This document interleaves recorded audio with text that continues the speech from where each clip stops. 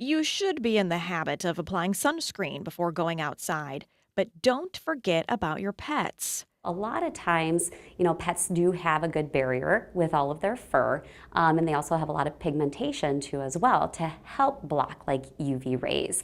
But there are some dogs that do not have that protection as much as others. Dr. Emily Saunders with Peterson Pet Hospital in Hiawatha has a special interest in dermatology. Especially on her ears, that's where I'd be most concerned about it. She says some pets most at risk in the sun include those with a lack of fur due to a medical condition or dog breeds with lighter and thinner coats.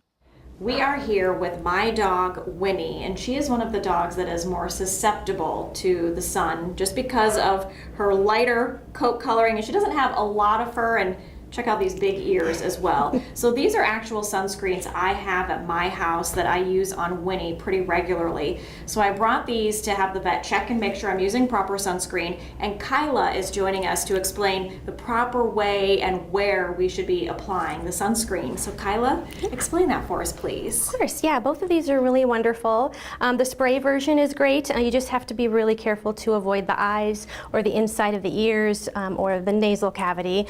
So it'd be best, instead of just spraying it directly on the pet, spray it into your hands first and then wipe the protectant on the ears and back in any areas of concern.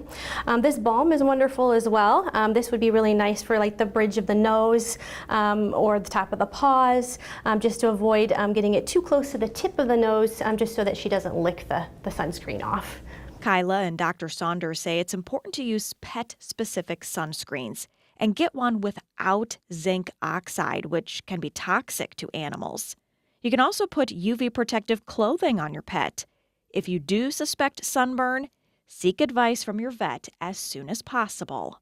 Sometimes they can get infection from sunburns. So especially if you're seeing like little blisters going on, a lot of times we're going to want to get them started on an antibiotic in those cases, or maybe a topical, ointment as well. Dr. Saunders says skin cancer can look different from pet to pet, which is why it's important to get anything new or different on your pet checked out by your veterinarian.